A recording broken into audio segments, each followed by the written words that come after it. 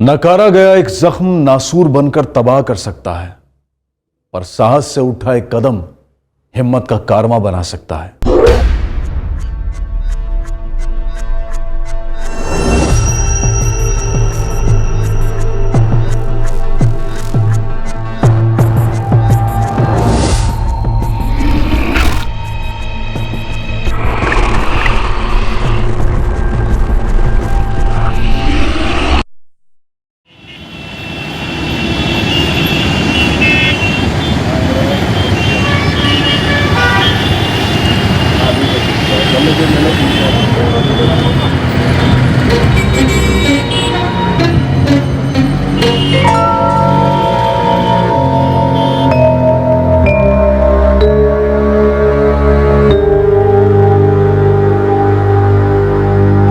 कुल मिलाकर 3 लाख कैश चोरी हुआ और कुछ जेवर भी गए।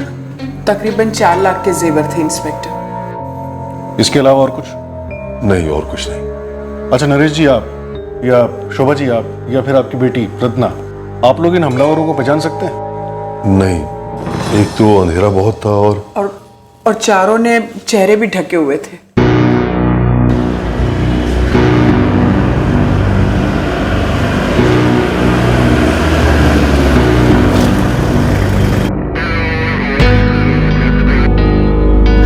कैश तकरीबन 4 लाख थे। लॉकर टूटा हुआ है, कुछ ज्वेलरी भी थी उसके अंदर? जी इंस्पेक्टर, बिल्कुल थी।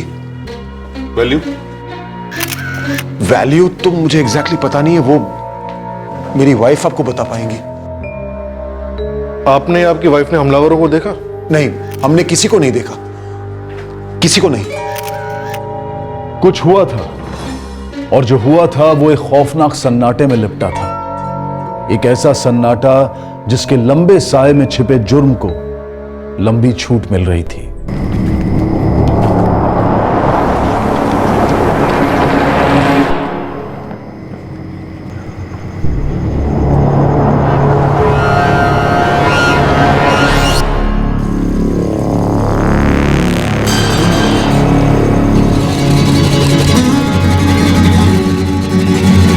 खबर की माहौल कैसा है? पहले जैसा। कोई भी पुलिस को हुलिया नहीं बता पा रहा है। पुलिस तुमको फिर फोन किया? हाँ। माने पुलिस को शक हो गया? किसी ने कुछ मुंह खोला क्या? नहीं, किसी को नहीं मालूम, किसी ने चेहरा नहीं देखा, कोई नहीं बोल रहा है। तुम टेंशन मत लो, सब ठीक है।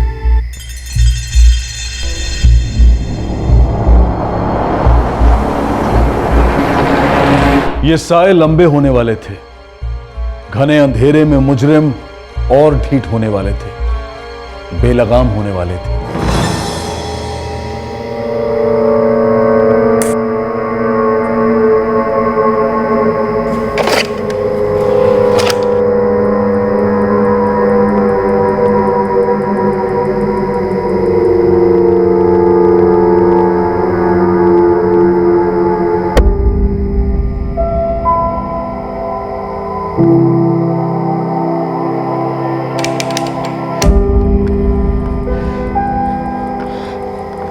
चल रहे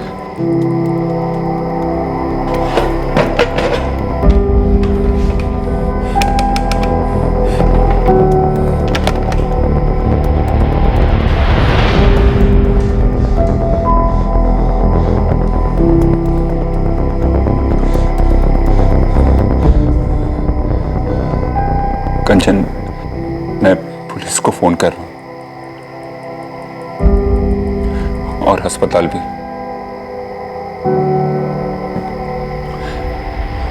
हम उन्हें बताएंगे क्या हुआ, लेकिन इतना ही जितना बताने की जरूरत है। मैं ठीक कह रहा हूं ना? तुम समझ रही हो ना?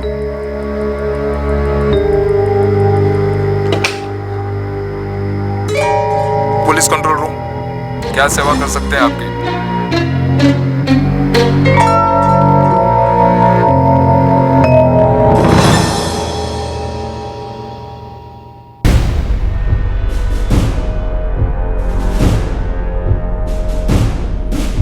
अजी सुनते हो? चाय तो पीते जाओ। नहीं, अर्जेंट निकलना है।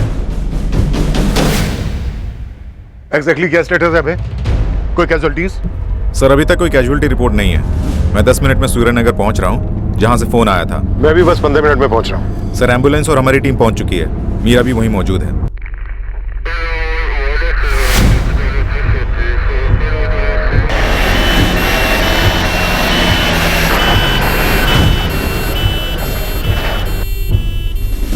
सब विक्टिम सीनियर सिटीजन है।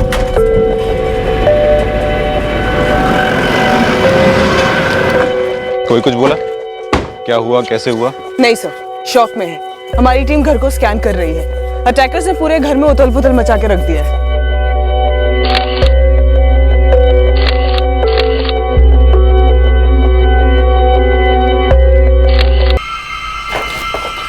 सर, मेन गेट पे कोई भी फोर्स एंट्री नहीं है, लेकिन किचन का ग्रिल टूटा हुआ है।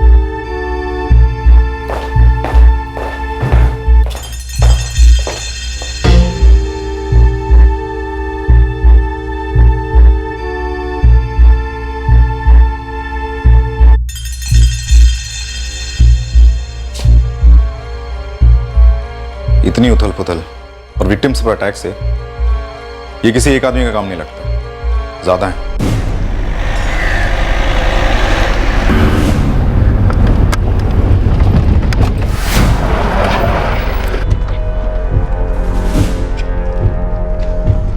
क्या सिचुएशन है? सर, अभी तक सिचुएशन कुछ क्लियर नहीं कि कल रात को यहाँ पर क्या हुआ था। विक्टिम्स ने भी अभी तक कुछ बोला नहीं है। ऐसा लगता है कि किचन की ग्रिल तोड़कर ये अटैकर्स घर के अंदर घुसे थे। सर, घायल बुजुर्ग सतीश चौधरी और बेटा जितेंद्र चौधरी, इन दोनों के अलावा जितेंद्र की वाइफ कंचन चौधरी घर पे थी। पर सर, वो भी कुछ नहीं बोल रही है। ये चुप्पी, ये सन्नाटा बना नहीं रह सकता। तीनों को बोलना होगा। जितेंद्र जी, कितने लोग थे? सर, मेरे पापा कैसे हैं? हॉस्पिटल में हैं। डोंट वरी, उन्हें अटेंड किया जा रहा है। कंचन जी, हमारे कंट्रोल रूम में फोन आया था कि आपके घर पे हमला हुआ है। कितने लोग थे? सर, घर में ना तो कोई मोबाइल फोन मिला, ना ही गाड़ी की चाबियां, पर कंपाउंड में गाड़ी के टायर के निशान देखे मैंने। ये देखिए। हमलावर गाड़ी में आए थे? जी नहीं मालूम। और आपकी गाड़ी? तो शायद वो ले गए। चाबी वहां लटकी थी। गाड़ी का नंबर दीजिए। अपने जोधपुर सिटी से बाहर निकलने के जितने एग्जिट पॉइंट्स हैं, सब पे नाकाबंदी लगा दो। व्हाइट सेडान, नंबर है RJ1457XA। सर, शायद 3 थे सर, श्योर नहीं बता सकता। एग्जैक्टली क्या हुआ? सर, मैं कंस्ट्रक्शन बिजनेस में हूँ। मेरा ऑफिस कांति रोड पे पड़ता है। मेरी वाइफ कंचन एक डॉक्टर है, जनरल फिजिशियन। कंचन का क्लिनिक मेरे कंस्ट्रक्शन ऑफिस के पास ही, तो रोज की तरह मैंने उसे पिक किया और हम घर पहुंचे।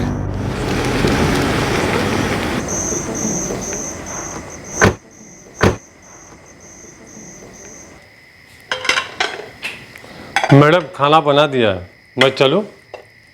जरा सा खाना टेबल पर लगा दो, फिर चले जाना। ठीक है? ठीक है मैडम। त्रिशा, पापा जी, जीतू, जल्दी आ जाओ, खाना तैयार है। तो उस नदी के किनारे ना, जो काली नदी थी ना, उसके पार एक पहाड़ी थी। पहाड़ी पर एक राजा का महल था। दादू, फिर क्या हुआ? फिर क्या हुआ कि इस बार राजा ने अलग पैंतरा बनाया, और वो जो पीछे कौवा था ना, उसको पता चल गया। वो भाग के ना फिर से मम्मा, पर मुझे जानना है, दादू की कहानी का एक पार्ट बाकी है। अभी नहीं त्रिशा, कल स्कूल के बाद। चलो सो जाओ, अभी बहुत लेट हो गया। नहीं मम्मा, पर मुझे जानना है कि कौवा मामा के साथ हुआ क्या। त्रिशा, कल जान लेना ना, अभी चलो, गुड नाइट। नहीं पापा। हाँ बेटा। प्लीज आप मम्मा को समझाओ ना, मुझे जानना है कि कौवा मामा के साथ क्या हुआ। मिस त्रिशा चौधरी, कौवा मामा की कहानी अब हम कल सुनेंगे, क्योंकि अब हो गया आपके सोने का टाइम।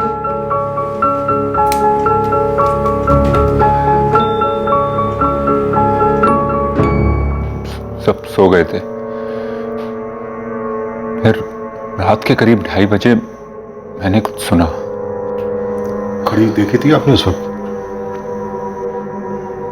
जी देखी थी।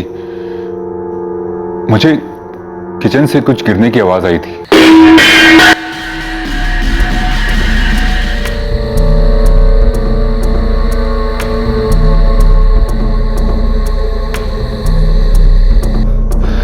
सर, मुझे लगता है पापा ने भी वो आवाज सुनी होगी, क्योंकि बाद में जब मैंने रूम में झांका तो पापा बेड पे नहीं जमीन पर थे।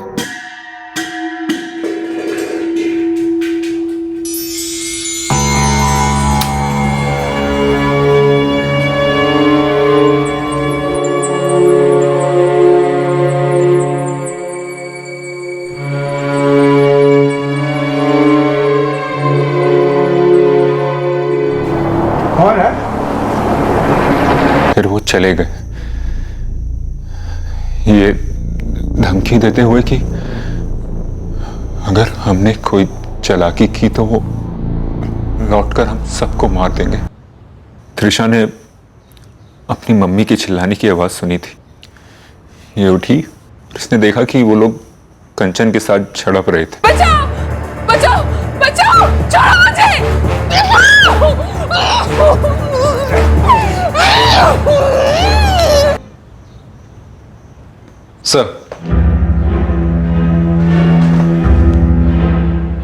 सर सारी नाकाबंदी रेड अलर्ट पर है, पर गाड़ी अभी तक स्पॉट नहीं हो पाई है। कार किसी न किसी सीसीटीवी के सामने से गुजरी होगी। सबकी फुटेज मंगवाओ। सर यहाँ की एक प्रॉब्लम है, ये जगह स्टेट हाईवे से जुड़ी हुई है। अगर हाईवे से गए होंगे तो हमें कोई फुटेज नहीं मिलेगी। ठीक है, जहां जहां से पॉसिबल है मंगवाओ। जी सर। जितेंद्र जी, आप कह रहे थे वो 3 लोग थे, राइट? लग तो ऐसे ही रहा था, लेकिन तीनों ने अपने चेहरे कपड़े से ढके हुए थे। आप हमें उनकी डिटेल्स दे सकते हैं? हाइट, एज, कपड़े वगैरह? कोशिश कर सकता हूँ। देखिए, मैं समझ सकता हूँ इस वक्त आप लोगों को बहुत बड़ा सदमा पहुंचा है, लेकिन जितनी जल्दी आप हमें उनकी डिटेल्स दे सकेंगे उतनी जल्दी हम उन तक पहुंच सकेंगे। एक एक मिनट हमारे लिए कीमती है। इंस्पेक्टर साहब, प्लीज जल्द से जल्द पकड़ लीजिए उन्हें, छोड़िएगा नहीं उन्हें। उन्होंने जो किया वो 3 नहीं 4 थे। जो हुआ मैंने सब कुछ बता दिया इंस्पेक्टर साहब को। कंचन जी, अभी आपने कहा वो 3 नहीं 4 लोग थे। 3 हुए 4 क्या फर्क पड़ता है? उन्होंने हमारे घर में लूट ली, मेरे पापा को इतनी बुरी तरह जख्मी किया। सर इस वक्त मैं और मेरी पत्नी हॉस्पिटल जाना चाहते हैं अपने पापा से मिलने। जितेंद्र जी, मेरी अभी हॉस्पिटल में बात हुई है, आपके फादर आउट ऑफ डेंजर है और डरने की कोई बात नहीं। डरने की कैसे बात नहीं है सर? मेरी बेटी त्रिशा शॉक में। सर इस वक्त हम हॉस्पिटल जाना चाहेंगे प्लीज। इस वक्त शॉक में सिर्फ आपकी बेटी नहीं है, आपकी पत्नी भी है, और ये शायद ऐसा कुछ जानती हैं जो उन्हें पकड़ने में हमारी मदद कर सके।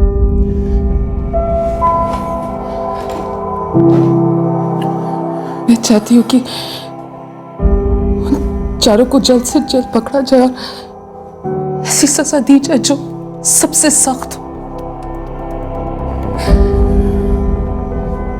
इंस्पेक्टर साहब, वो 4 थे, क्योंकि मैं जब कमरे से निकली तो मैंने पापा जी के कमरे में उनमें से एक को देख लिया था। कंचन! कंचन!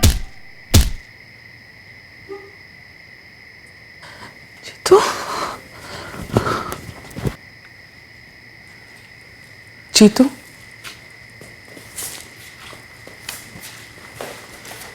जीतू, पापा जी,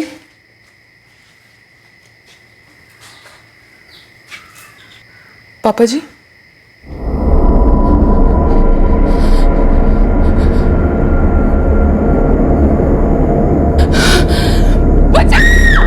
इंस्पेक्टर साहब, वो 4 थे। हाँ, और उन चारों ने मिलके मेरा रेप किया है। मैं रिक्वेस्ट करती हूँ उनको पकड़ी और फांसी की सजा दे दीजिए प्लीज। ये बात दुनिया के सामने नहीं आनी चाहिए। दुनिया को मारी एक गोली जितेंद्र जी। इस वक्त आप अपनी पत्नी पर ध्यान दीजिए। बहुत बहादुर है आपकी पत्नी, जो अपने ऊपर हुए जुर्म को दबाने के बजाय सामने आकर उसका खुलासा कर रही है। हम वादा करते हैं आपसे कंचन जी, आपको न्याय मिलेगा। जिन लोगों ने भी आपके साथ ये जुर्म किया है उन्हें सजा होगी। उनमें से 2 लोगों की शक्ल मैंने थोड़ी बहुत देखी थी। मैं बता सकती हूँ वो कैसे दिखते हैं, पर सर प्लीज चारों पकड़े जाने चाहिए। ये हमारी बहुत बड़ी मदद हो जाएगी अगर आप उनका चेहरा डिस्क्राइब कर पाए तो। और एक बात कंचन जी, इस वक्त आपको मेडिकल टेस्ट के लिए जाना है। I know sir, I am a doctor.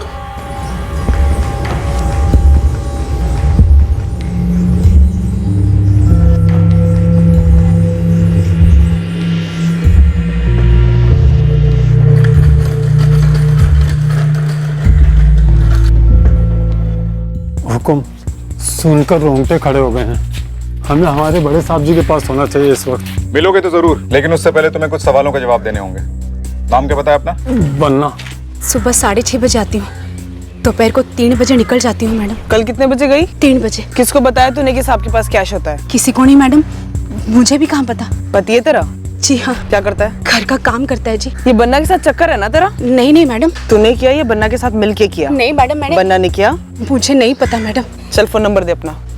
Phone? हाँ फोन दे, दूसरा वाला भी दे। एक ही नंबर है जी। फिर दे फटाफट। सर मैं कंस्ट्रक्शन बिजनेस में हूँ और हर कोई जानता है कि हमारी लाइन में कैश ट्रांजैक्शंस होते हैं। कैश हमेशा होता है आपके घर में? जी हाँ। उस सूटकेस में कितना कैश था? लगभग 15 लाख। मुझे कैश कब से था, मतलब कल से या उससे पहले से? तकरीबन 1 हफ्ते से। किसी के साथ कोई दुश्मनी? ऐसा तो कोई दुश्मन नहीं जो ऐसा कुछ इतना कुछ कर जाए। ये जो आपका नौकर है बन्ना और नौकरानी रजनी, इनके साथ आपकी कोई अनबन, कोई शक?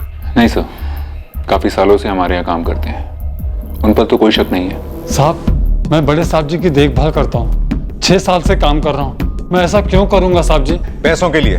वो 4 लोग कौन थे? तेरे दोस्ते की किराए पर लाया था? मैं कभी ऐसा कर ही नहीं सकता। साहब लोग से पूछो, मैं कभी ऐसा कर सकता हूँ क्या? तेरे चेहरे पर लिखा तू नहीं कर सकता। नहीं साहब। तू सीधी तरह बोलेगा कि मार खा के मानेगा? नहीं साहब, मैं सच बता रहा हूं। आपका घर कॉलोनी के सबसे लास्ट में है और आपके घर के सामने सिर्फ खाली प्लॉट्स हैं।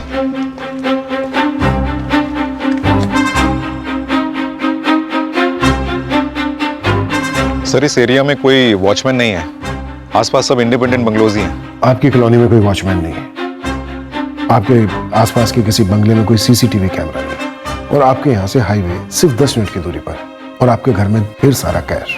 मुझे नहीं लगता किसी ने एवं ही चांस लिया होगा, बल्कि किसी गैंग का काम लगता है जिसने बहुत सोच समझकर पूरी प्लानिंग के साथ आपके घर को निशाना बनाया। अपनी याददाश्त पर थोड़ा सा जोर डालिए और हमें बताइए कि किसी के साथ आपकी कोई दुश्मनी जो ऐसा कर सकता हो। और याद रहे, उनका इरादा सिर्फ चोरी का नहीं था। तुम चेंज कर सकती हो कंचन, और तुम्हारे कपड़े पुलिस को देने होंगे इंस्पेक्शन के लिए। प्रोसीजर तो तुम जानती हो। आई एम सॉरी कंचन, तुम्हारे साथ ऐसा हुआ।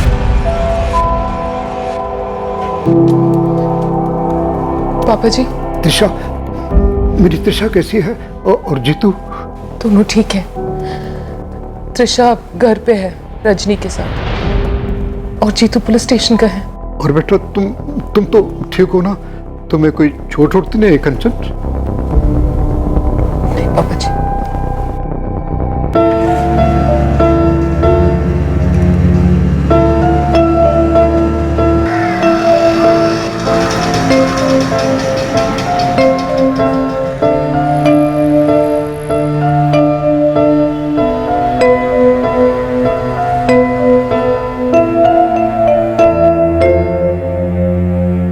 चेहरा वो थोड़ा रफ सा था, हल्की हल्की दाढ़ी थी उसकी। आंखें कंचन जी? बड़ी बड़ी काली आंखें थी उसकी। चेहरा कपड़े से ढका हुआ था, कलर याद नहीं है सर। कुछ मुंह सर से लिपटाकर चेहरे का इतना पोर्शन ढका हुआ था। उसके चेहरे का सिर्फ इतना ही दिख पाया जब कपड़ा सरक गया था। सर आप लोगों ने पकड़ लेंगे ना उन चारों को? जी कंचन जी, ये स्केचेस उन्हें पकड़ने में हमारी बहुत हेल्प करेंगे। सर एक और बात है, पता नहीं मेरे हस्बैंड ने आपको बताई या नहीं। क्या कंचन जी? इस रेप के अलावा और ऐसी कौन सी बात है जो आपके हस्बैंड हमें नहीं बता रहे? नहीं नहीं सर, ऐसी कोई बात नहीं है। दरअसल एक बात है जो शायद मेरे हस्बैंड मिस आउट कर गए हों। उन चारों में से जिसने सबसे पहले मेरा रेप किया था, ये इसकी आवाज मैं पहचान सकती हूँ। शायद उन चारों का लीडर यही था, और उसके बोलने का लहजा यहाँ का तो नहीं था। शायद बंगाल साइड का हो, शायद बंगाली हो। ये इन्फॉर्मेशन भी हमारी बहुत हेल्प करेगी। कंचन जी, कुछ और ऐसा है जो शायद आपके हस्बैंड हमें बताना मिस आउट कर गए हों, और कुछ ऐसा? सर, कंचन जी की सिम कार्ड का लोकेशन राणा नगर है, यहाँ से करीब 30 किलोमीटर की दूरी पर। जितेंद्र जी की गाड़ी भी हमें वहीं मिली है।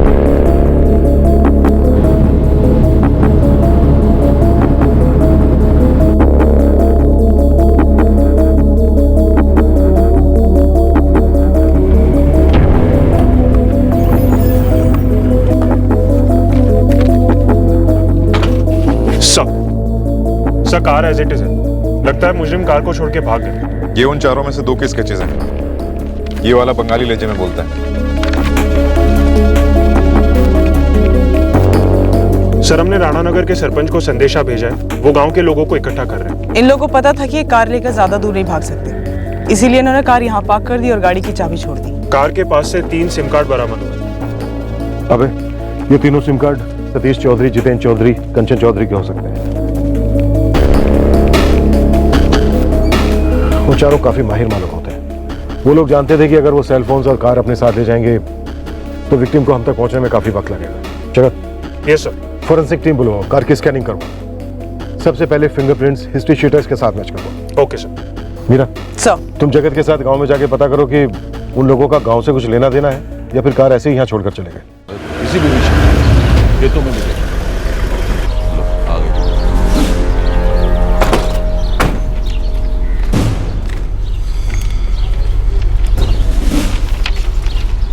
उन 4 हमलावरों में से 2 की शक्लें इन 2 तस्वीरों से मिलती हैं, और इनमें से ये वाला, ये बंगाली लहजे में बात करता है, शायद बंगाली है। नहीं जी। इन लोगों ने जो कार चुराई है वो कार हमें यहाँ से 1 किलोमीटर दूरी पे मिली है।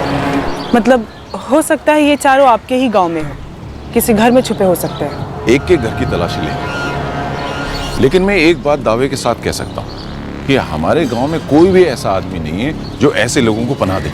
देखिए, हम लोग आप पे शक नहीं कर रहे हैं, लेकिन ये हमारी ड्यूटी है कि हम इन चारों को खोज निकालें, जो हो सकता है आपके ही गांव में कहीं छुपे हैं। जैसा आप कहेंगे हम तो वैसा करेंगे जी।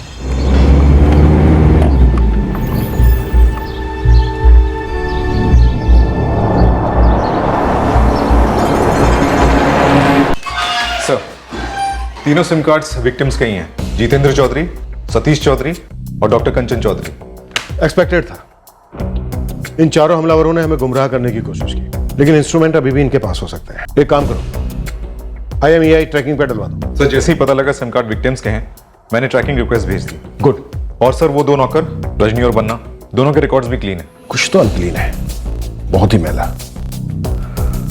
अभी एक काम करो सर, जितेंद्र चौधरी की बैकग्राउंड चेक करो। बिजनेस में लॉस, दुश्मनी, इंश्योरेंस का मामला, सब कुछ। एक भी चीज छूटनी नहीं चाहिए। Yes sir. ये चारों हमलावर फरार है। हो सकता है कोई अंदर का ही आदमी ये खेल खेल रहा हो और इन चारों पे से उसकी लगाम ढीली हो गई हो। इसी वजह से डकैती के वक्त ये चारों वहशी कंचन चौधरी पर टूट पड़े। और ये बात जितेंद्र चौधरी हमसे छुपाने की कोशिश कर रहे थे। दुनिया का डर। दुनिया का डर एक बहाना भी तो हो सकता है भाई। लोग बाग एक झूठ को छुपाने के लिए सैकड़ों झूठ बोल सकते हैं। अपने इलाके में जितने भी हिस्ट्री शीटर्स हैं सबको उठाओ, अंदर करो और डंडा करो। जी मैडम। क्यों बे गोविंद, हमारा फोन नहीं उठा रहा है तू? लगता है तुझे उठाने का टाइम आ गया है। मुझे तेरे बहाने नहीं चाहिए, काम की खबर चाहिए। कल सुबह मुझे अपने अड्डे पे मिल, वरना तेरी खटिया खड़ी करूंगी मैं। जी ठीक है, ओके।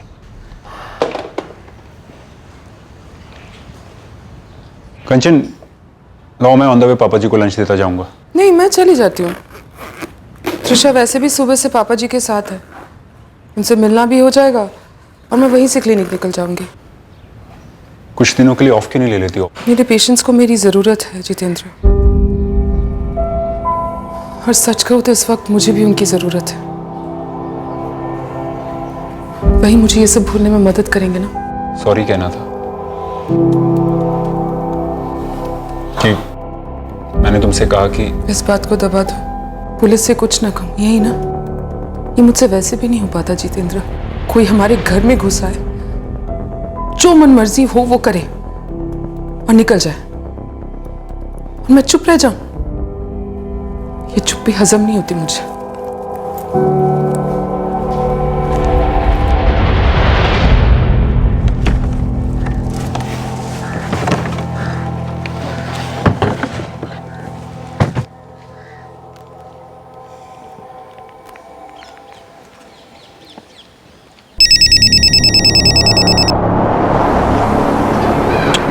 तेरे को बोला ना फोन नहीं करने का। अरे तेरे मतलब की बात है, इसलिए फोन कर रही हूँ। अरे जल्दी बोल, मेरे को फोन बंद करना है। इन्फॉर्मेशन आया है, मामला जो है थोड़ा गड़बड़ा गया है। रेडार में हो, रेडार से बाहर निकलो, गर्मी बहुत है। तुमको डायरेक्ट इन्फॉर्मेशन आया है? तो क्या सपने में आया है? अब चलो रखती हूँ मैं, मुझे भी ये फोन बंद करना है।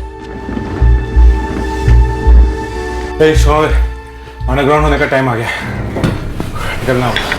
क्यों, तुमको कोई खबर मिला है क्या? तुम ना ज्यादा सवाल मत पूछो, निकलना होगा ना तो अभी निकलना होगा। अरे दादा कुछ तो बोलो, क्या पता चला है तुमको? पुलिस ढूंढ रही है हमें बारात लेकर। दादा खबर पक्की है। सुनो रे, सब अलग अलग रास्ता में जाएगा, सबका मोबाइल फोन बंद रहेगा, कोई कभी चालू नहीं करेगा, रास्ता में कोई किसी से बात नहीं करेगा, समझा? ठीक है चलो सामान बांधो, चलो। कौन किसे संदेश भेज रहा था? वो कौन लोग थे जो इन चारों को एक संगीन जुर्म के बाद भागने में मदद कर रहे थे? ऐसा लग रहा था कि इन चारों बेलगाम क्रिमिनल्स का कोई कोऑर्डिनेटर था, कोई कठपुतलीकार।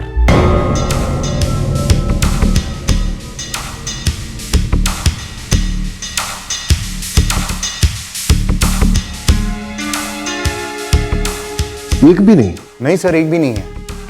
हमारी फॉरेंसिक टीम ने कार को स्कैन किया, 4 फिंगरप्रिंट्स मिले हैं, लेकिन ये 4 हमारे हिस्ट्री शीटर्स की डेटाबेस से मैच नहीं करते हैं। सर 35 गैंग्स को खंगाला है, छोटे बड़े सब।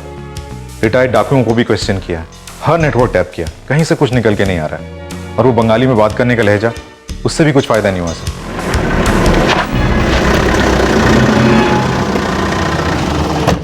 पूरा जोधपुर, जैसलमेर, बाड़मेर और जयपुर सब जगह घूमा, पर इनको कोई नहीं जानता। बंगाली लहजा था, वो भी पता लगाया। यहाँ पास ही की बस्ती में काफी लोग बंगाली है, उनसे भी पूछा, पर कोई नहीं जानता इन्हें। लूटपाट हुई है, मारपीट हुई है, गैंग रेप हुआ है, किसी ने तो किया होगा, कोई तो होगा। जितेंद्र की बैकग्राउंड से कुछ निकला? एक्चुअली नो सर, चक्कर ने जैसा कुछ भी सामने नहीं आ रहा है। और ये चारों भी सामने नहीं आ रहे? इसका मतलब ये नहीं है कि ये चारों है नहीं हमें? सर आउट ऑफ स्टेट की गैंग हो सकती है, या खास इस काम के लिए लाए गए हों बंगाल से। शायद 3 थे सर, श्योर नहीं बता सकता। 3 नहीं 4 थे। बंगाली लहजे में बात करते हैं, इसका मतलब बंगाल से कोई कनेक्शन हो सकता है, लेकिन ये जरूरी भी नहीं है। अबे सर, हमें जाल बहुत दूर तक फेंकना होगा, इंटरस्टेट जाल।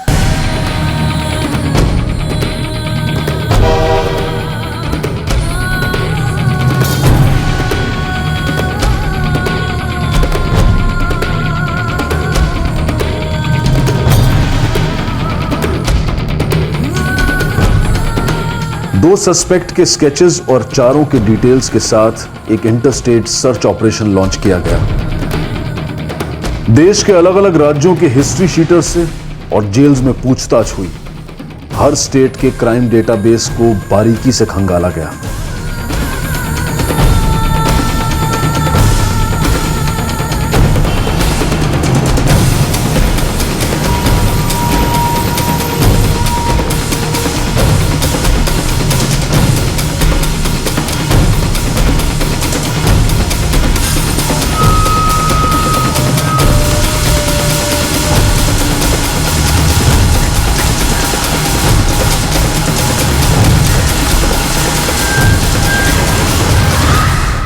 जी नहीं, हमने हाथ खड़े नहीं किए। एक अरसा हो गया इंस्पेक्टर, 4 क्रिमिनल्स अपनी मर्जी से समय, जगह और विक्टिम्स को ढूंढकर उन पर अटैक करते हैं, और आप लोग हफ्तों बाद उन्हें पकड़ नहीं पाते। क्योंकि वो कायर हैं कंचन जी, अंधेरे में वार करते हैं। लेकिन मैंने वादा किया है आपसे, अगर वो दुनिया के सबसे अंधेरे कोने में भी होंगे ना, तो घसीट कर लाएंगे उन्हें। आपको न्याय मिलेगा कंचन जी।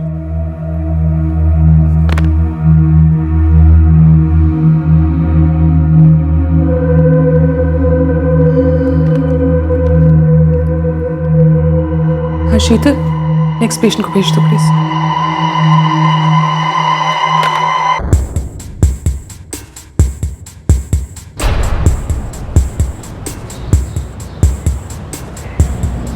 कई दूसरे केसेस के कारण हमसे छूट गया होगा, लेकिन आपका जो ये सूर्यनगर जोधपुर वाला जो एक केस है, 1 महीना हो गया सुधीर, 4 सस्पेक्ट हैं, लेकिन एक भी लीड नहीं मिली। लीड तो नहीं कहूंगा, लेकिन हमारे फरीदाबाद में भी ठीक ऐसे ही एक केस हुआ था, आपके केस से तकरीबन 4 महीने पहले। सुन रहा हूं, कनेक्शन बताइए। वो मैं आपके केस की डिटेल्स पढ़ रहा था।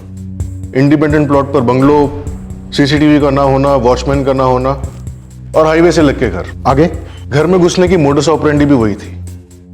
किचन की ग्रिल को तोड़कर वो लोग अंदर आए थे। विक्टिम्स को बांधा था? यस, पूरा का पूरा ऑपरेशन ठीक ऐसा ही था जैसे कि आपके केस में। हमलावरों को मानो घर की पूरी जानकारी थी, और जैसे आपके केस में विक्टिम्स अपने केस को परसू करने से हिचकिचा रहे थे, इस केस में भी ऐसे ही था। हालांकि हमने पूरी कोशिश की। सुधीर, मैं एक बार उन लोगों से मिलना चाहूंगा। कोई कनेक्शन मिले ना मिले बात की बात है, कम से कम कुछ आइडिया तो मिलेगा कि आखिर ये हो क्या रहा है और क्यों। अरे सुधीर साहब, ये क्या है? हम आपको 2-2, 3-3 बार बता चुके हैं कि लॉस क्या क्या हुआ। हम उस हादसे को भुला चुके हैं। अब हमने घर के बाहर एक वॉचमैन भी बिठा रखा है। हम उस केस को परसू करना नहीं चाहते हैं। आप लोग समझते क्यों नहीं इस बात को?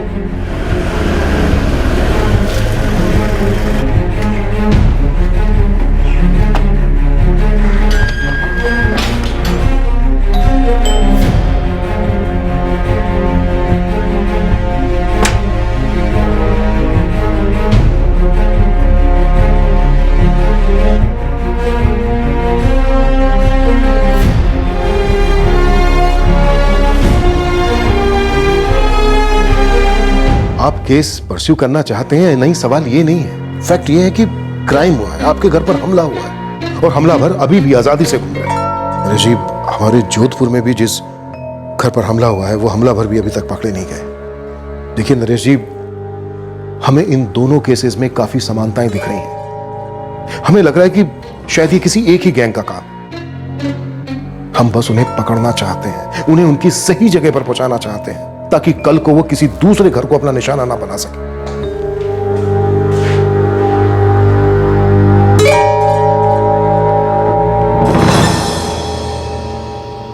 सर, ये एक चीज कॉमन है जो सूर्यनगर में भी हुई और यहां भी। कुछ और भी है, जबरदस्त कॉमन। क्या सर? मैंने बताया ना, वो लोग आए, पैसे जेवर लूटे। उन्होंने आपको बांध के रखा था? जी हाँ, बांध के रखा था।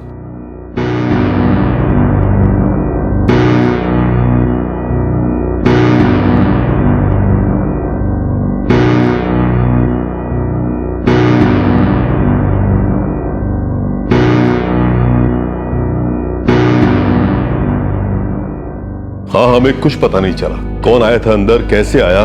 बस बेडरूम में घुसे, हम पर वार किया, हम बेहोश हुए, सब कुछ लूट ले गए। हमला करने से पहले उनकी आपसे कोई बात हुई थी? कैश कहाँ, ऐसा कुछ पूछा था उन्होंने? हाँ, पूछा था। बंगाली लहजा था पूछने वाले का। हाँ, उनका स्टाइल तो था वैसे बात करने का। ये बात आपने हमें क्यों नहीं बताई नरेश जी? उस समय उस टेंशन में छूट गया होगा दिमाग से। आपने उनके चेहरे इतने नजदीक से देखे थे कि उनके चेहरों की डिटेल्स हमें बता सकें? नहीं जी, अंधेरा इतना था, बस उन्होंने लूटा और भाग लिए। सर, इन सारे केसेस में एक बात और कॉमन है। ये हमलावर इनकी भी गाड़ी लेकर भाग गए थे, जो यहाँ से तकरीबन 10 किलोमीटर दूर उन्होंने छोड़ी और उसके बाद निकल गए। देखिए ना नरेश जी, हमारे जोधपुर में जो केस हुआ और आपके केस में कितनी सारी बातें सामने आ रही हैं कॉमन। नरेश जी, कुछ और ऐसा है जो आपके दिमाग से छूट गया हो, जो आपने सुधीर को ना बताया हो? नहीं तो मुझे समझ में नहीं आ रहा कि आप लोग चाहते क्या आखिर। उस रात जब आपके घर पे अटैक हुआ, घर में कौन कौन था? बस हम ही थे, मैं, शुभा और हमारी बेटी रत्ना। रत्ना का अपना बेडरूम है, नहीं? नरेश जी, शुभा जी, उस रात उन दरिंदों ने रत्ना को बांध के रखा था उसके कमरे में, है ना?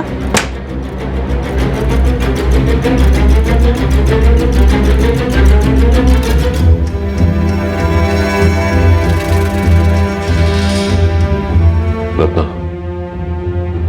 मेरा तुम अंदर जाओ। नहीं पापा, एक मिनट।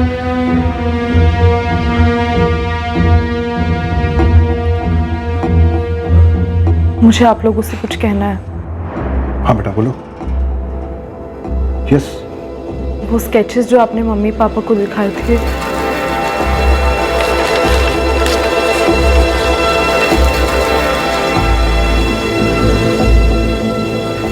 उनमें से एक ये है। बेटा श्योर? जी सर, मैंने इसे देखा था। उस रात से आज तक 9 महीने हर रात इसका चेहरा मेरी आंखों के सामने आता है और मैं कांपने लगती हूँ। इसमें इसने टॉवल जैसा कुछ पहना है, लेकिन मैंने इसे ठीक से देखा था। मैं आपको इसके चेहरे की, बाल वगैरह की प्रॉपर डिटेल्स दे सकती हूँ।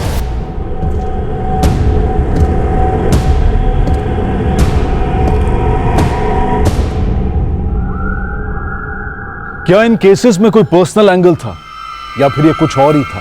ये अब तक क्लियर नहीं था कि इन चारों बेलगाम से हमलावरों की लगाम क्या दरअसल किसी पांचवें के हाथ में थी।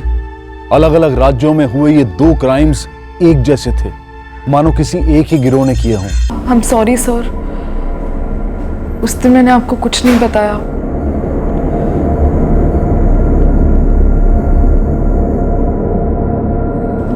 मुझसे कुछ पूछा ही नहीं क्या था। सर वो लोग 4 लोग थे और उन लोगों ने मेरे साथ, सर मैं उन्हें उतना ही दुख देना चाहती हूँ जितना उन्होंने, इससे 100 गुना ज्यादा शायद। सर मैं नींद में थी और वो लोग 4 थे। अगर 1 या 2 होते तो मैं कुछ करती, नुकसान पहुंचाने की कोशिश करती और शायद ये सब ना होने देती। रत्ना बेटा, इस हादसे को भूलने की कोशिश करो। और जहां तक बात है दर्द की, कानून उन्हें दर्द देगा, ऐसा दर्द देगा कि सालों तक भुगतेंगे वो से। डरपोक लोग हैं, वो डर रहे हैं तुमसे, हमसे। डर के मारे तुम दबाकर भाग रहे हैं, लेकिन कहां तक भागेंगे, कहां तक छिपेंगे? पकड़े जाएंगे। आई प्रॉमिस यू बेटा, हम उन्हें उनकी सही जगह पर पहुंचा कर रहेंगे। तुमने ये सारी बातें बताकर अपने सीने का बोझ हल्का कर लिया है। अब वो बुज़दिल कभी तुम्हें सपनों में दिखाई नहीं देंगे। बेटा एक रिक्वेस्ट है, क्या तुम हमारे स्केच आर्टिस्ट को उन लोगों के चेहरे की डिटेल्स देने में हमारी मदद करोगे?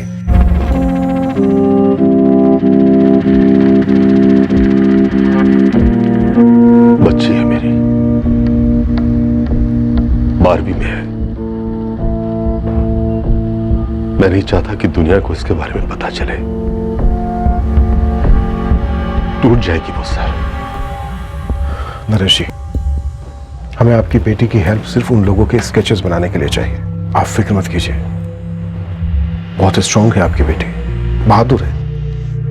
मैं समझ सकता हूं, चिंता मत कीजिए आप, आपकी प्राइवेसी बरकरार रहेगी।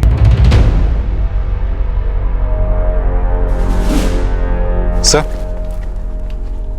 इतनी सारी कॉमन बातों के बाद भी एक बात और है जो इन दोनों केसेस में कॉमन है। नरेश जी, डॉक्टर नरेश अग्रवाल।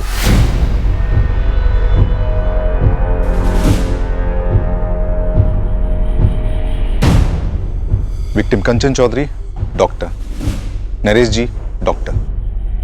एक मिनट, ऐसा ही एक और केस भी हुआ था, यहां से तकरीबन 30 किलोमीटर की दूरी पर, आउटर फरीदाबाद का केस है। इस केस के होने से ऑलमोस्ट 2 महीने पहले का केस था।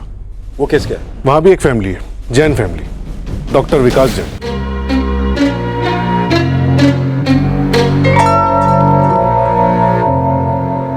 हमें इस डॉक्टर विकास जैन की फैमिली से भी मिलना होगा। तीनों केसेस में लगभग एक जैसा पैटर्न इस्तेमाल हुआ है। कोई पर्सनल एंगल हो सकता है। ये महज इत्तेफाक नहीं हो सकता कि तीनों डॉक्टर के घर हैं और तीनों पर अटैक होता है।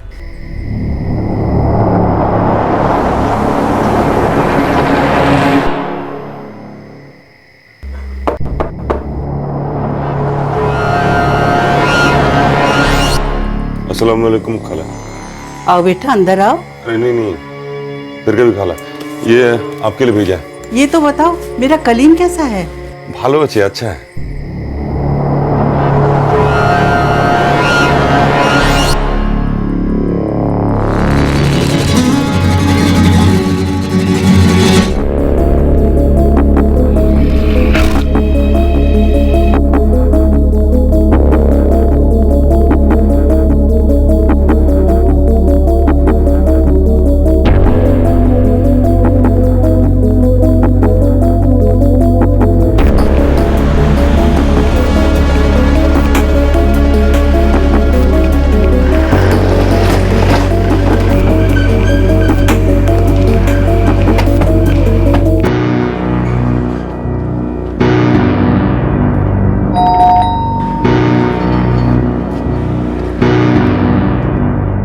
अब क्या बताऊं आपको?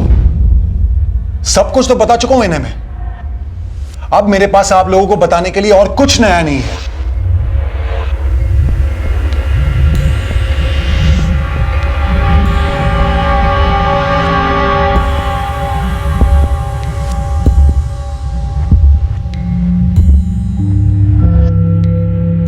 अब क्या चाहते क्या हैं आप?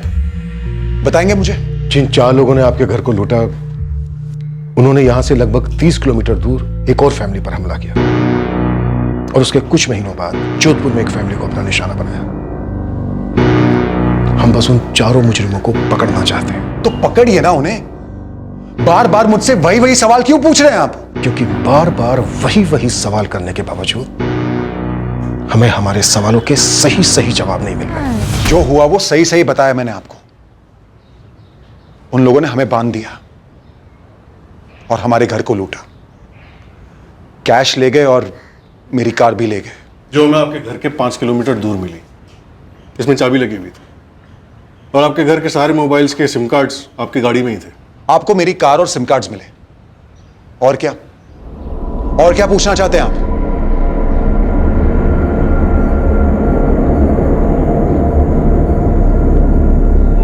चार लोग थे, मैंने उनके चेहरे नहीं देखे, ढके हुए थे। कपड़ों से ढके हुए थे? कपड़ों से ढके हुए थे। इंस्पेक्टर साहब, वो 4 लोग आपको मिल जाए ना तो उन्हें छोड़िएगा मत, गोली मार दीजिएगा, वहीं पे खत्म कर दीजिएगा प्लीज। आप लोगों ने पकड़ लिया है क्या उन्हें? हाँ बोलिए, आप लोगों ने पकड़ लिया है क्या उन्हें? अभी नहीं पकड़ा है, लेकिन तो फिर आप क्यों कुरेद रहे हमें? दिखता नहीं है आपको मेरी बीवी को कितनी तकलीफ हो रही है? फिर से वही वही सवाल, वही यादें, वही। देखिए, मैं आपको नहीं जानता। पहले ये आए, इन्होंने हमसे 1000 सवाल किए, सिर्फ सवाल किए, फिर कुछ नहीं हुआ। महीने बीत गए, अब आप आधम के हो और आप भी वही के वही सवाल कर रहे हो। फिर क्या हुआ और क्या हुआ और क्या हुआ? ये सवाल करने से वो फरार पकड़े जाएंगे क्या? वो जंगली कुत्ते तो अभी भी आराम से घूम रहे होंगे ना? क्यों?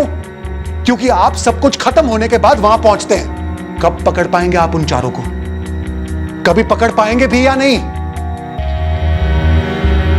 देखिए, हम पर क्या बीती हम बहुत अच्छे से जानते हैं, लेकिन आप बार बार यहां आकर वही वही सवाल पूछ के हमारा दर्द कम करने के बजाय हमारे जख्मों पर नमक छिड़कते हैं। हमारा इरादा आपके दर्द को बढ़ाने का नहीं है, बल्कि जिन लोगों ने आपके साथ इतना बड़ा जुर्म किया है उन्हें उनकी सही जगह पर पहुंचाने का। तो पहुंचाइए ना, पीटिए उन्हें, घसीट घसीट के ले जाइए और फांसी के फंदे पर लटका दीजिए उन्हें। हमारे अलावा और 2 घर लूटे हैं ना उन्होंने। क्यों लूटे? क्योंकि इन्होंने अपना काम ठीक से नहीं किया, इन्होंने उन लोगों को सही वक्त पर खत्म नहीं किया, और अब आप भी अपना काम ठीक से नहीं कर पा रहे। तो पता नहीं वो लोग किसके घर में अपना कांड फिर से कर रहे होंगे। कभी कभी तो सोचता हूं कि हमें पुलिस की जरूरत ही क्या है। देखिए डॉक्टर साहब, हम इन तीनों अटैक्स को मैच कर रहे हैं और मैच करने से कई सारी चीजें ऐसी हैं जो इन तीनों अटैक्स में सेम सामने आ रही हैं। आप फरीदाबाद के ही डॉक्टर नरेश अग्रवाल को जानते हैं? मैं किसी नरेश अग्रवाल को नहीं जानता। जोधपुर की डॉक्टर कंचन चौधरी? नहीं।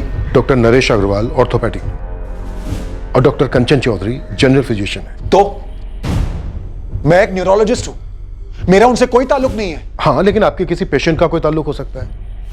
हो सकता है आपने अपने किसी पेशेंट को डॉक्टर चौधरी या डॉक्टर अग्रवाल को रेफर किया हो, या उन्होंने अपने किसी पेशेंट को आपको रेफर किया हो। मैंने कहा ना, मैं किसी नरेश अग्रवाल या कंचन चौधरी को नहीं जानता हूं। अब आप लोग हमें अकेला छोड़ेंगे भी या नहीं? देखिए, मैं मानता हूं आपका गुस्सा जस्टिफाइड है। बहुत बड़ा जुर्म हुआ है आपके साथ, और वो लोग अभी तक खुला घूम रहे हैं। वो पकड़े जाने चाहिए थे। कहीं ना कहीं गलती है हमारी। गलती है आपकी, मानते हैं आप। ये बोलने से आप बच नहीं सकते इंस्पेक्टर। आप और वो सारे पुलिस वाले जो मुजरिमों को नहीं पकड़ पाते, you all are responsible. Yes, we are responsible. लेकिन हम अपनी रिस्पॉन्सिबिलिटी पूरी करेंगे। जिन्होंने इतना बड़ा गुनाह किया है वो पकड़े जाएंगे, उनको उनकी सही जगह पर पहुंचाया जाएगा। I promise you doctor Jain. एक रिक्वेस्ट है आपसे, आपके क्लिनिक में और आप जिन जिन हॉस्पिटल में विजिट करते हैं वहां पर जितने भी आपके पेशेंट हैं उनकी एक लिस्ट बनाइए, और खास करके आपके वो पेशेंट जिनसे आपका कभी कोई झगड़ा हुआ हो या उनका आपसे कोई झगड़ा हुआ हो, ट्रीटमेंट को लेकर, फीस को लेकर या किसी भी बात को लेकर। Please. Doctor Naresh Agarwal orthopedic Faridabad, और डॉक्टर विकास जैन न्यूरोलॉजिस्ट हैं, ये भी फरीदाबाद बेस्ड है। मुझे तो ऐसा कुछ याद नहीं है कि डॉक्टर नरेश और डॉक्टर विकास से कभी मिली हूँ। हाँ, लेकिन हमारे मेडिकल कॉन्फ्रेंसेस होते रहते हैं, वहाँ पे बहुत सारे लोग मिल जाते हैं, बट इन दोनों के बारे में स्पेसिफिकली ऐसा कुछ याद नहीं है। कंचन जी, आप एक काम कीजिए, आपके जितने भी पेशेंट हैं सबकी एक लिस्ट बनाइए, खास करके वो लोग जिनका आपके साथ कोई द्वेष, गुस्सा या आपसे कोई दुश्मनी रही। दुश्मनी? पेशेंट की मुझसे दुश्मनी? कभी ट्रीटमेंट को लेके या फीस को लेके, किसी भी पेशेंट से कोई अनबन या झगड़ा कुछ भी हो? ऐसा कुछ है तो नहीं। फिर भी डॉक्टर, अच्छा होगा आप अपनी याददाश्त पर जोर डालें और एक लिस्ट बनाएं अपने नए पुराने सभी पेशेंट्स की।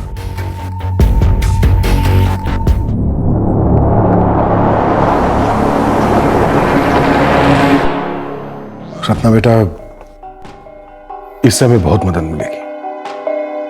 शोभा जी, अब आप लोग घर जा सकते हैं, और निश्चिंत रहिए, ये चारों बहुत जल्दी पकड़े जाएंगे।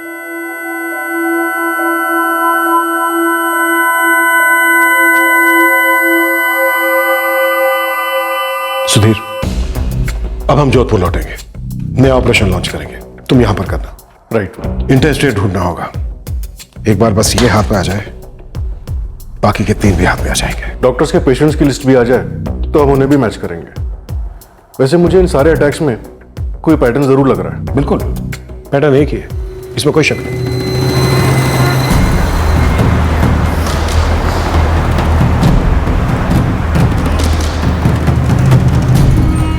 ये दोनों स्केच को ध्यान से देखो, और अपने बंगाल में एक एक जिला, एक एक गांव, कस्बा, हर जगह ढूंढो। अपने सारे आदमी को काम पे लगा दो। टाका टेंशन नहीं, जो खर्चा होगा हम देगा, लेकिन ताड़ाताड़ी खबर निकालो। मामला खूब गरम, बुझ ले। ये स्केच है, और शायद ये टीम का लीडर है। दूसरे बंदे की रफ स्केच है तेरे पास? हाँ मैडम है। अब हमारे पास दिन के 24 नहीं 28 घंटे होंगे, तब तक जब तक ये और इसकी पूरी गैंग नहीं मिल जाती। समझ गया मैडम। टिप की कोई लिमिट नहीं है, लेकिन मुझे ये आदमी किसी भी हाल में जल्द से जल्द चाहिए। उस्मान, आज तक तूने मेरे लिए जितने लोगों को ढूंढा है वो सारे एक तरफ और ये चारों एक तरफ। टिप तुझे 4 गुना मिलेगी, पर मुझे ये लोग चाहिए, मतलब चाहिए। जी साहब। ये लोग कौन है, कहां से आए हैं, कौन इन्हें लेके आया, एक एक डिटेल चाहिए मुझे, समझा?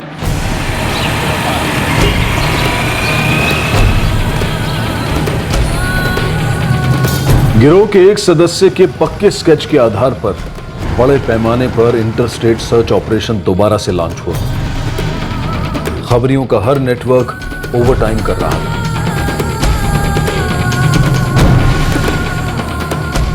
फरीदाबाद के डॉक्टर नरेश अग्रवाल और डॉक्टर विकास जैन और जोधपुर की डॉक्टर कंचन चौधरी ने अपने अपने पेशेंट्स की लिस्ट भेजी।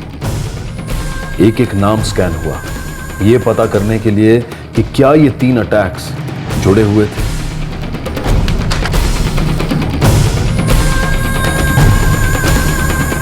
ये तीनों डॉक्टर्स जिस जिस हॉस्पिटल में कंसल्टेंसी करते थे, वहां पुलिस ने पूछताछ की, ये पता लगाने के लिए कि क्या इन तीनों डॉक्टर्स में कोई कनेक्शन था। पुलिस उस एक सिंगल सुराग की तलाश में थी जो उन्हें जल्द से जल्द इन हमलावरों तक पहुंचा सकता।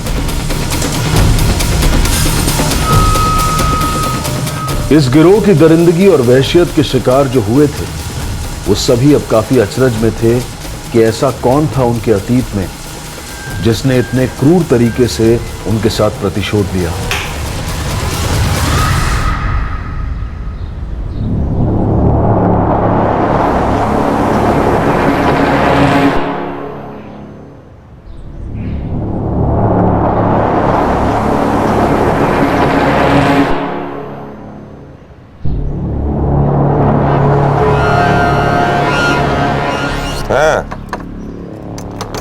पैकेट अम्मी तुम्हारा अम्मी के दीदी सी, बाकी सबके घर में भी दे दिया है।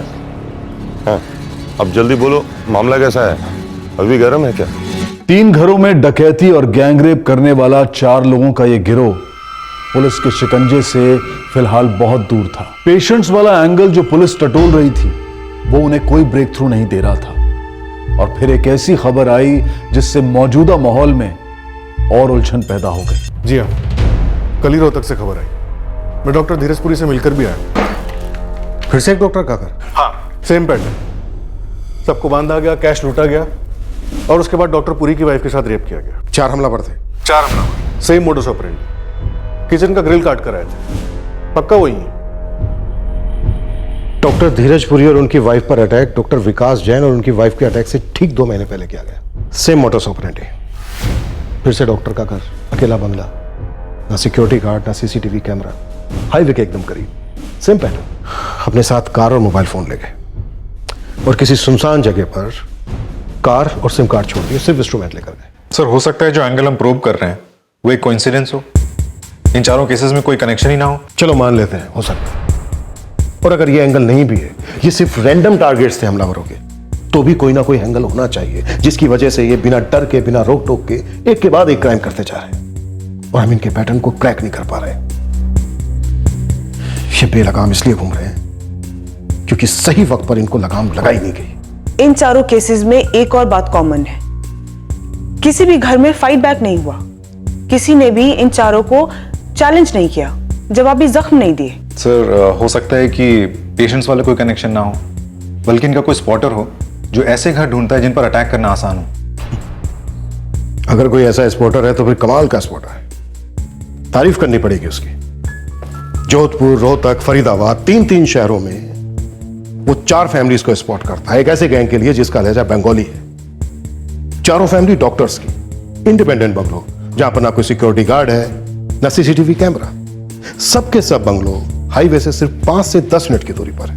हो सकता है ऐसे और भी केसेस हों जिनकी इंफॉर्मेशन हमारे पास नहीं है। हमारे पास इंफॉर्मेशन क्यों नहीं है? क्योंकि तमाम सिस्टम होने के बावजूद हमारा तालमेल ठीक नहीं है।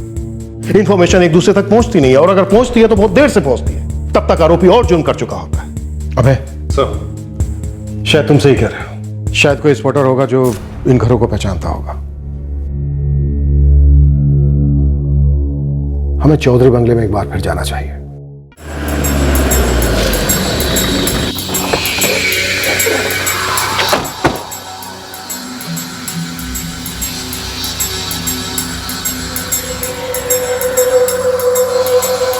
ये घर टारगेट करना आसान है, अलग है। तो पहले तो यहाँ पर सिक्योरिटी भी नहीं थी। सर, ये जितेंद्र चौधरी कंस्ट्रक्शन लाइन में काम करता है और उसकी वाइफ डॉक्टर है। सर, कोई भी अंदाजा लगा सकता है घर पे कैश और ज्वेलरी मिल सकती है। कैश और ज्वेलरी के अलावा ये चारों हवस मिटाने के लिए भी जुर्म करते हैं। एक भी घर ऐसा नहीं है जहाँ गैंगरेप ना हुआ हो। You are right. यही समझ में नहीं आ रहा है कि चोर आखिर चाहते क्या थे, रेप या फिर लूट। अजीब सी बात है, हमारे खबरी नेटवर्क ने भी 0 रिजल्ट्स दिए हैं। सर, ये लोकल हिस्ट्री शीटर्स के साथ भी कोई कनेक्शन नहीं बन पाया है। बंगाली लहजे में बातें करते हैं, ये भी तो हो सकते हैं चारों बंगाल से हों। सर, वेस्ट बंगाल की पुलिस भी अभी तक कोई ठोस सबूत नहीं भेज पाई है। तो फिर कौन हो सकते हैं ये? और इन शहरों में इनका क्या कॉन्टैक्ट नेटवर्क है जो एक जैसे विक्टिम्स को आइडेंटिफाई करता हो?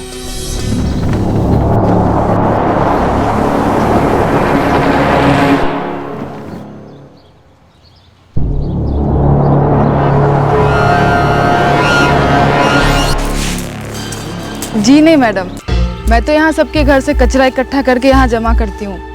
इतना समय ही कहाँ होता है कि कहीं और देखूं। मैं तुमसे पूछ रही हूँ कि कभी तुमने किसी को देखा घरों में झांकते हुए या पूछताछ करते हुए? जी, मैं तो अपने कामों में ही लगी रहती हूँ, इतना टेम ही कहाँ होता कि यहाँ वहाँ देख सकूँ। ये जितेंद्र चौधरी के घर में जो कांड हुआ है उसके बारे में तो तुझे पता होगा?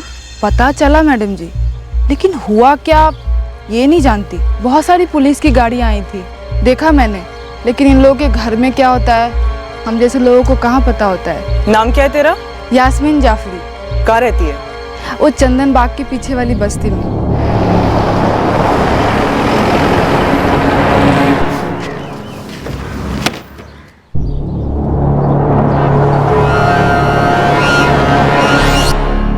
सर, मैंने डॉक्टर अग्रवाल और डॉक्टर जैन दोनों के घर के बाहर अपने आदमी लगाए हुए हैं, ये देखने के लिए कोई ऐसा तो नहीं जो इन्फॉर्मेशन पास कर रहा हूं, लेकिन अभी तक कोई रिजल्ट नहीं। अपनी सर्च कंटिन्यू रखो सुधीर, एक भी और क्राइम होना नहीं चाहिए। बाद में हमें ऐसा नहीं लगना चाहिए कि हम इसे रोक सकते थे। सही कह रहे हैं सर, चारों क्राइम सीन से चुराए गए फोन्स की आई ट्रैकिंग चल रही है सर। वो तो महीनों से चल रही है हमें, बस हर 2-3 हफ्तों में कुछ फोन ऐड हो जाते हैं, लेकिन एक भी फोन स्विच ऑन नहीं हुआ। हो सकता है सर अभी तक बेचा ही ना हो। लेकिन क्यों नहीं बेचा? ये लोग 8-10 मोबाइल का कर क्या रहे होंगे? मैडम, हम पूरा ट्राई कर रहा है, एक भी दिन नहीं गया स्केच लेके घूमे बिना, लेकिन पता ही नहीं लग पा रहा ये आदमी और दूसरा जिसका स्केच है ये बंगाल के किस कोने से निकले हैं। बिहार? वहाँ भी बंगाल के कुछ लोग रहते हैं और बंगाली लहजे में बात करते हैं। हम उधर भी 4 आदमी लगाए मैडम फील्डिंग के लिए, लेकिन अभी तक तो कोई खबर नहीं आया है। खबर आती है आपको फोन करेंगे। यार उस्मान, यहाँ तो जान पर आ पड़ी है इन लोगों तक पहुँचने में। कोई सुराग भी तो नहीं मिल रहा है इस बार। मीरा मैडम को मैंने जवान भी दे दी है, अगर कोई खबर नहीं लाया तो एक खबरी वाली लाइन छोड़ दूंगा। ये साले कहाँ से आए थे और किस बिल में छुपे कुछ पता नहीं चल रहा है। इस केस में चारों आरोपियों के अब तक कोई साए तक नजर नहीं आ रहे थे। ऐसा मालूम हो रहा था कि वो लोग पुलिस से 2 कदम नहीं बल्कि 2 मील आगे थे, क्योंकि कोई उन्हें लगातार खबर देता जा रहा था। पर यह कब तक चलता? हर बेलगाम घोड़े की लगाम एक दिन कसती ही है।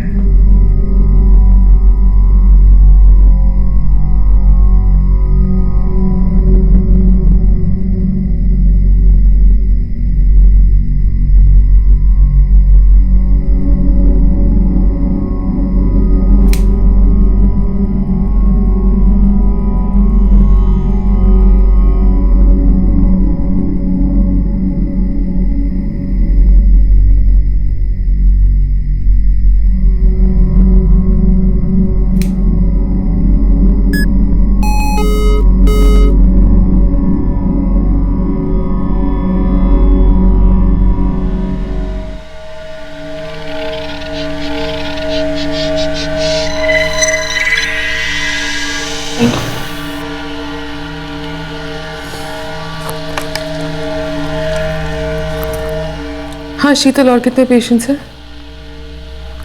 अच्छा 2 मिनट बाद भेज देना ना।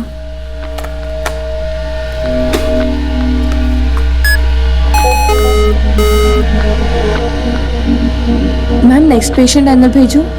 हाँ भेज दो। शीतल, शीतल। Yes ma'am. रुको, 5 मिनट बाद भेज देना, ठीक है? 5 मिनट दो मुझे।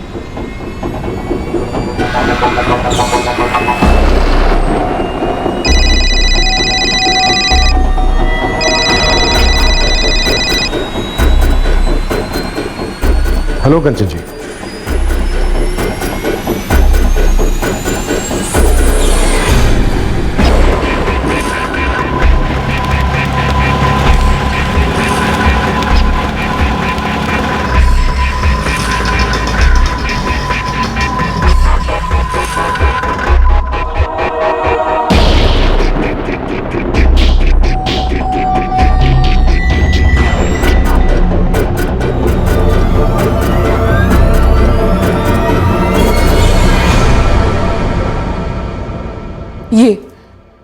ये दोनों थे। इन लोगों ने आपका मोबाइल फोन यूज किया था कंचन जी? और ये तस्वीरें आपकी स्टोरेज ड्राइव में आ गई? जी, जो फोन इन्होंने चुराया था वो वेव ब्रांड मोबाइल का था। उसका एक अपना ही साइबर स्पेस होता है, जैसे कि ड्रॉप बॉक्स या माई स्पेस की तरह। तो कोई भी अगर उस फोन से कोई फोटोग्राफ खींचे तो वो ऑटोमेटिकली उस साइबर स्पेस में स्टोर हो जाती है। तो चोरी के बाद जितनी भी तस्वीरें ली गई हैं वो उस साइबर स्पेस में स्टोर हो गई। हादसे के बाद आज पहली बार आपने अपना स्टोरेज चेक किया? जी नहीं, हादसे के तुरंत बाद मैंने दूसरी कंपनी का मोबाइल फ़ोन लिया था। वो यूज़र फ्रेंडली नहीं था, तो मैंने ये कल ख़रीदा जो मेरे पहले वाले ब्रांड का है, वेव मोबाइल्स। स्टोरेज के साथ सिंक करने पर कंपनी से मैसेज आया स्टोरेज को अपग्रेड करने के लिए। मुझे अजीब लगा क्योंकि हादसे से पहले मेरा स्टोरेज फुल नहीं था। मैंने फोल्डर खोला तो ये सारे फोटोज़ मुझे अपलोडेड मिले।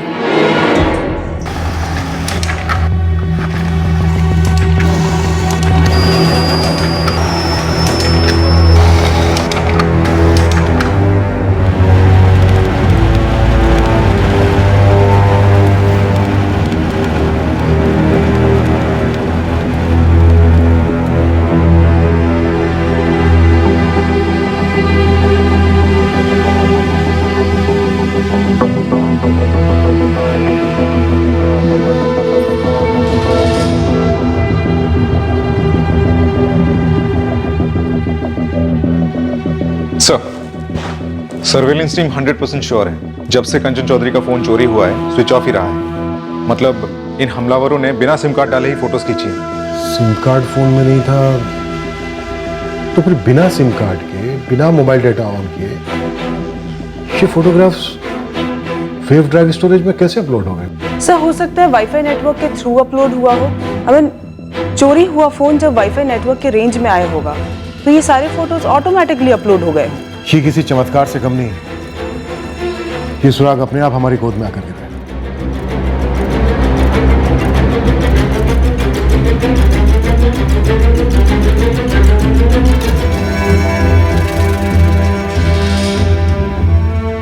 तो ये है गिरोह की चाबी।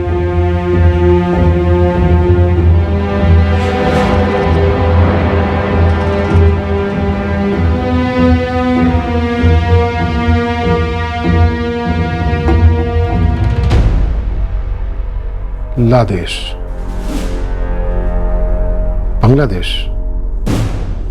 सर, इसके सर के इस तरफ देखिए, ढाका हो सकता है सर। इसीलिए लहजा बंगाली था। राइट। सर, हमेशा रडार के बाहर रहे हैं, इसीलिए कोई लोकल खबरें इसे नहीं जानता। हो सकता है हमलावर वापस पहुंच गए हो ढाका, बांग्लादेश। सर, इंडिया में काफी गैर कानूनी बांग्लादेशी रहते हैं और काम करते हैं। और सर, मेट्रो सिटीज में ही नहीं, ये देश भर के छोटे छोटे शहरों में भी रहते हैं।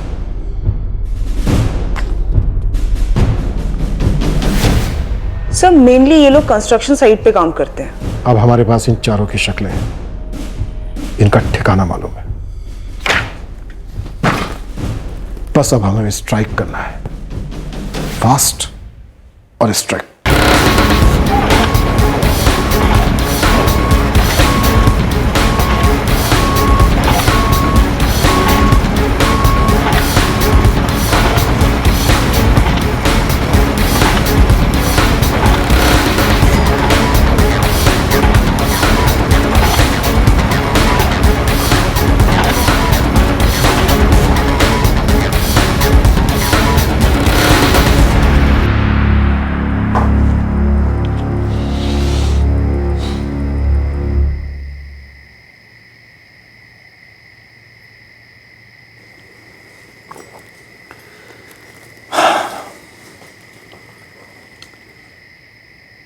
रत्ना कैसी है? ठीक है, पहले से काफी ठीक है। काउंसलिंग काम कर रही है लगता है। बिल्कुल कर रही है, और जब से उसने उस हादसे के बारे में खुलकर बात की है उसके अंदर काफी चेंजेस आए हैं।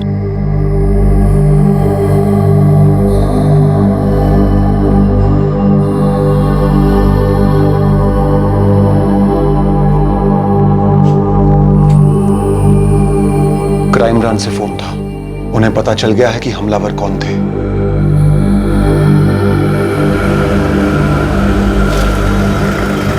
बांग्लादेशी? फोटोग्राफ्स को ठीक से जूम करके देखने के बाद ढाका मालूम हो रहा है। वो लोग पकड़े जाने चाहिए जितेंद्र, उन्हें कड़ी से कड़ी सजा होनी चाहिए ताकि वो दोबारा ऐसा करने की हिम्मत न कर पाए।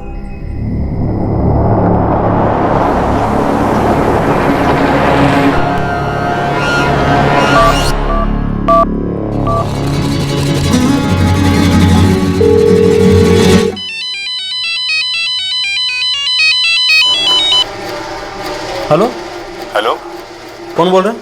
तुम पुलिस से खबरी हो? हाँ। कुछ बताना है तुम्हें। हाँ तो बोलो। तुम आज एक कंस्ट्रक्शन साइट पर आए थे और 4 लोगों की फोटो दिखाई थी। हाँ गया था।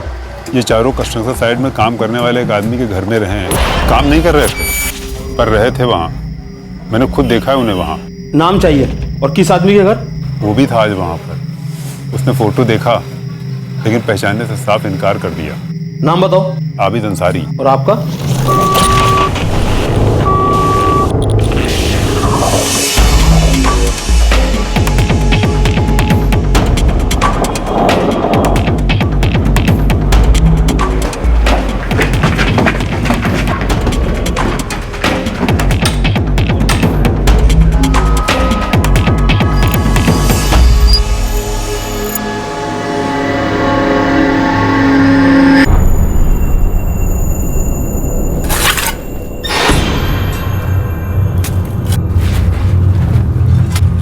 आबिद अंसारी।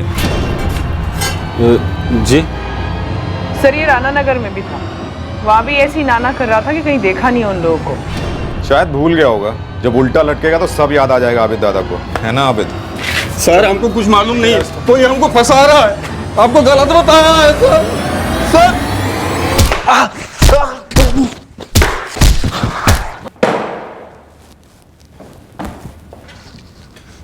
तू भी ढाका से?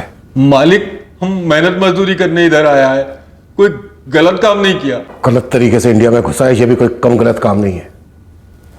चल बेटा तेरे से तो बाद में निपटूंगा। ये बोल ये चारों का है? नाम बोल चारों के। अकरम बेग, कलीम सैयद, इरफान मिर्जा और ये वसीम मीर। कहाँ इस वक्त ये चारों?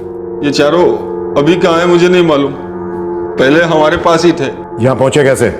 वो हम इन्हें इधर बुलाया। तो तूने इन्हें ढाका बांग्लादेश से यहाँ बुलाया जोधपुर में? जी मालिक। जल्दी से जल्दी तुम लोग यहाँ से निकल जाओ। यहाँ रुकना बहुत खतरनाक है तुम लोगों के लिए। अभी कहाँ जाएंगे? आज रात यही रुकेंगे, कल सुबह बंटवारा होगा, उसके बाद निकल लेंगे। क्यों बुलाया इन्हें ढाका से यहाँ? इनमें से कलीम सैयद ये हमारा दोस्त है। ढाका से हम लोग यहाँ मेहनत मजदूरी करने के लिए आए। साले डकैती और रेप को मजदूरी बोलता है। जितेंद्र चौधरी का घर कैसे चुना? तूने अकेले चुना या फिर कोई और भी था तेरे साथ? कोई और था। कौन? यास्मीन। पूरा नाम बोल। यास्मीन जाफरी। यास्मीन जाफरी, वो कचरे वाली? जी मैडम, वही। उसने पूरे घर की जानकारी ली और हमको दिया। हमने कलीम को और अकरम को बताया।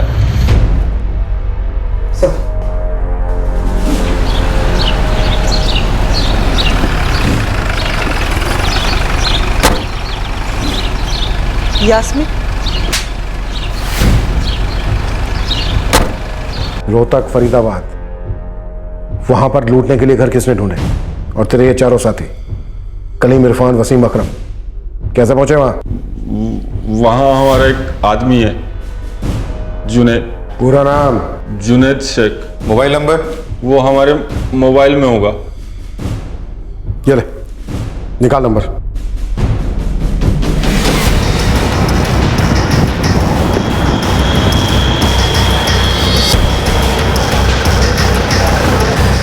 साहब पक्का ये वही जुनैद शेख है। इस पर मेरे 2 बंदे नजर रखे हुए, शायद इस वक्त वो घर पे होगा।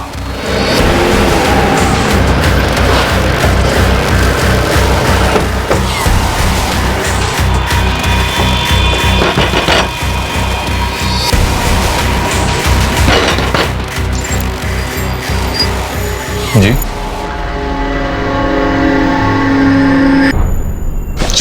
सब मेरी बात सुनो, मैंने क्या किया? सब एक मिनट बात, कुछ बताओगे भी मैंने क्या किया?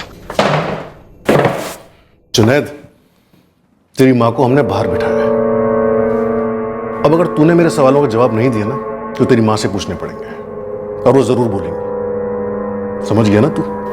बता, अकरम बेग, कलीम सैयद, इरफान मिर्जा और वसीम मीर इस वक्त कहाँ हैं? बोल। सर मेरी आदमी को कुछ मत करिए, उनको छोड़ दीजिए, मैं सब बताऊंगा। चल शुरू हो जा। फरीदाबाद और रोहतक दोनों जगह मैंने ही घर ढूंढे थे उनके लिए। अबे पहले ये बता, इस वक्त वो लोग कहाँ हैं?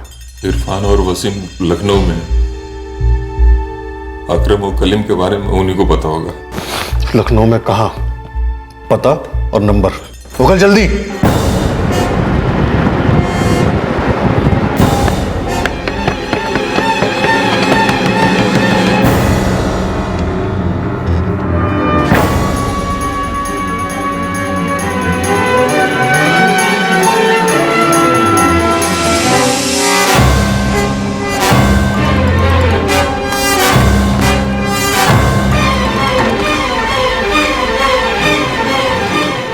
कलीम और अकरम कहाँ है?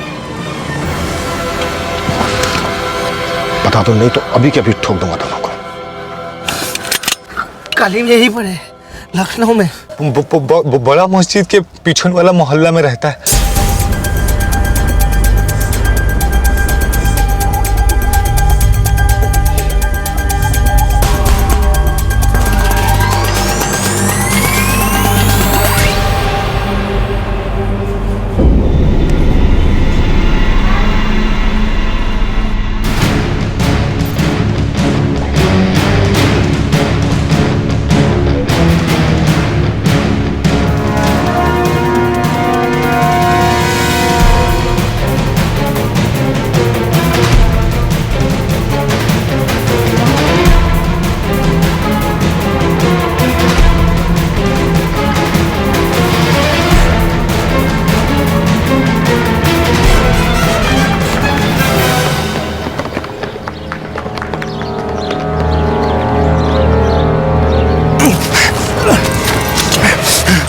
देख कलीम, तू यहाँ पर वैसे भी गैर कानूनी ढंग से रह रहा है। मैंने तुझे यहाँ पर ठोक भी दिया ना, तो कुत्ता पूछने नहीं आएगा यहाँ पर।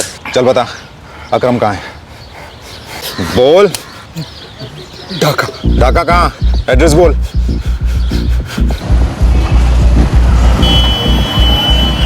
सर, उन 4 में से 3 हमारी कस्टडी में हैं। उनके हेल्पर्स भी, जो घर ढूंढने में उनकी मदद करते थे। लेकिन उनका लीडर अकरम बेग, वो अभी तक हमारे हाथ नहीं लगा है। इंफॉर्मेशन है हमारे पास कि इस वक्त वो ढाका में है। एड्रेस है हमारे पास।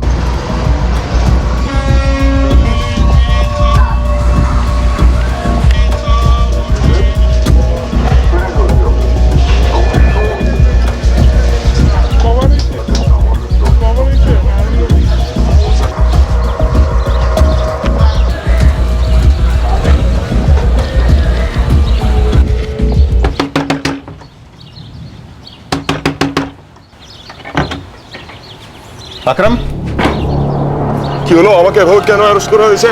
একটু বলুন তো। ওই যে তোর বন্ধুরা আছে না, ওয়াসিম, ইরফান আর কলিম, ওদেরকে ইন্ডিয়াতে অ্যারেস্ট করা হয়েছে। এখন তোকে এখান থেকে পাঠানো হবে। আর তোরা যে কি কাজ করিস আমরা সব জানি। इस गिरोह ने जो 4 घर लूटे थे और 4 गैंग रेप किए थे, उनमें कोई पर्सनल एंगल शामिल नहीं था। चारों परिवार डॉक्टर्स वाले होना वाकई में महज एक इत्तेफाक था। चारों घर सिर्फ इसलिए निशाना बनाए गए थे क्योंकि वहां से भाग निकलना आसान होता, और उन घरों में इस गिरोह का विरोध करने वाला कोई नहीं था। साथ ही ये गिरोह इसलिए भी कामयाब हो पाया था क्योंकि उन्हें लोकल लोगों का सपोर्ट मिला था, जिन्हें लूट का हिस्सा दिया गया था। ये चारों बांग्लादेशी युवक इंडिया में अवैध प्रवासी थे, नौकरी की तलाश में आए हुए, जिन्हें जुर्म का रास्ता पैसा कमाने का सबसे आसान तरीका लगा, और अपनी हवस की घिनौनी प्यास बुझाने का भी। तो बस जो भी घर उन्हें आसान लगा अटैक करने के लिए, वहां उन्होंने हमला कर दिया। जी। इसका मतलब हम लोगों से इनका कोई कनेक्शन नहीं था, और बाकी के अटैक से भी कोई कनेक्शन नहीं? जी नहीं, आप लोगों में और उनके बीच कोई कनेक्शन नहीं है। पहले रोहतक में, फिर यहां फरीदाबाद में 2 बार, और फिर जोधपुर में। हर जगह घर लूटे, और उसके बाद वहां पहले उन्होंने हर जगह लूटपाट की, और फिर उसके बाद वही घिनौना जुर्म किया। अब मुझे कॉलेज के लिए लेट हो रहा है, संभल कर जाना। डॉक्टर नरेश, हम मानते हैं कि हमें उन्हें बहुत पहले पकड़ लेना चाहिए था, लेकिन उनमें से 3 अब हमारी कस्टडी में और 1 बांग्लादेश में, जिसके एक्सट्रेडिशन के लिए हम लोग पूरी कोशिश कर रहे हैं। इंटरनेशनल कानूनी मामला है, थोड़ा टाइम लग सकता है, लेकिन हम उसे इंडिया लाकर ही रहेंगे।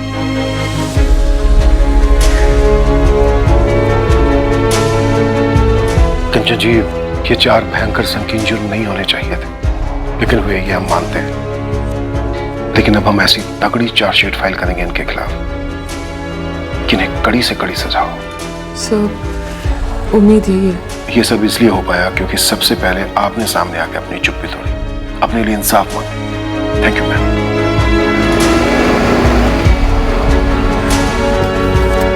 कंचन, तुम ना मुझसे ज्यादा, कहीं ज्यादा मजबूत हो।